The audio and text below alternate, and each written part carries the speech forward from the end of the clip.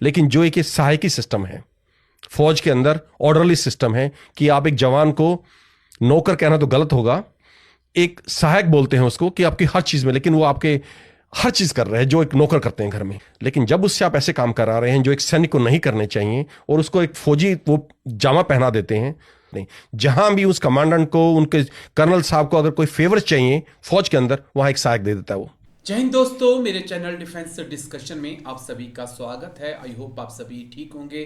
दोस्तों, आपने जो अभी वीडियो देखा, ये फुल वीडियो भी मैं आपको दिखाऊंगा, जहां पर भारतीय सेना के एक रिटायर्ड अधिकारी एक जर्नलिस्ट को इंटरव्यू देते हैं और बड़ी सिस्टम को लेकर उन्होंने बहुत बड़ी बात कही है। लेकिन जो उन्होंने कहा है वो थोड़ा सा मेरे लिए भी चौंकाने वाला है। उनका कहना है कि जो कर्नल होते हैं या जो मेजर होते हैं, जो कंपनी कमांड या यूनिट को कमांड करते हैं, वो ब्रिगेड में और डिब में इसलिए सेवादारों को भेजते हैं ताकि उनके प्रमोशंस के लिए जो है उनकी एसीआर में अच्छे नंबर दिए जा सकें। वाकई में अगर ये सच है तो ये फिर बहुत, मुझे लगता है, कंसर्निंग एक टॉपिक है जहां पर हमें विचार करना होगा और समझना होगा। लेकिन एक बात तो है जो सच है कि बड़ी सिस्टम के नाम पर इंडियन आर्मी के अफसर जो हैं वो सेवादारी सिस्टम को छिपा लेते हैं। बड़ी सिस्टम एक अलग है, एक जवान का बड़ी हो सकता है, एक जवान एक जेसीओ का बड़ी हो सकता है, एक जवान अफसर का बड़ी भी होता है। लेकिन क्या एक अफसर का एक अफसर बड़ी हो सकता है? हमने ऐसा नहीं देखा। क्यों नहीं होता? एक जेसीओ का एक जेसीओ बड़ी क्यों नहीं होता? हम बड़ी पेयर में ही काम करते हैं। हम अगर यूनिट में रहते हैं या हम किसी भी ऑपरेशन एरिया में जाते हैं, ऑपरेशनल एरिया में, तो बड़ी सिस्टम पर ही वहाँ पर काम होता है। लेकिन ये जो एक अधिकारी ने, रिटायर्ड अधिकारी ने जो कुछ कहा है कि सीनियर को खुश करने के लिए और जो बड़ी भेजे जाते हैं, बड़ी कहना गलत है, सेवादार भेजे जाते हैं, बड़ी एक अलग सिस्टम चीज़ हो जाती है। बड़ी होता है कि जब आप दोनों मिलकर किसी काम को अंजाम देते हैं, एक दूसरे के बारे में आप जानते हैं, लेकिन वहाँ बड़ी से घर के काम नहीं करवाए जाते हैं। लेकिन जब बात सेवादारी की आ जाती है तो ये चीज़ें फिर शामिल हो जाती हैं, और इससे पहले भी हम इस मुद्दे पर कई बार बातचीत कर चुके हैं।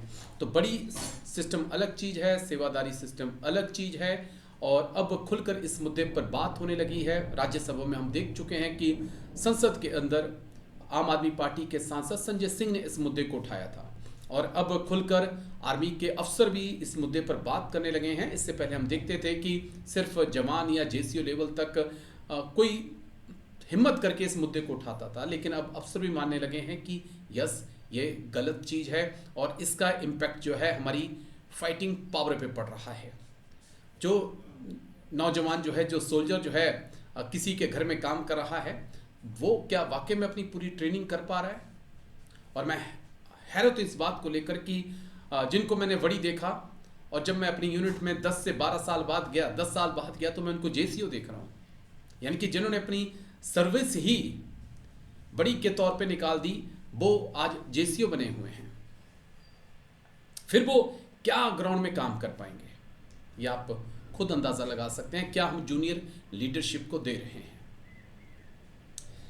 सुनिए मेजर साहब को क्या कुछ कहा, और कमेंट्स करके अपनी राय जरूर। 90% अफसर जो है फौज के, मेरे इस चीज को, मेरे नाम ऐसे मेरे खिलाफ हो जाए इस चीज को सुन के, लेकिन जो एक सहायकी सिस्टम है फौज के अंदर, ऑर्डरली सिस्टम है कि आप एक जवान को नौकर कहना तो गलत होगा, एक सहायक बोलते हैं उसको, कि आपकी हर चीज में, लेकिन वो आपके हर चीज कर रहे हैं जो एक नौकर करते हैं घर में। देखिए, हमारे जवान क्यों इतने सक्सेसफुल हुए ब्रिटिश इंडिया के अंदर? क्योंकि जवान के अंदर एक वो गौरव है कि मैं सैनिक हूं।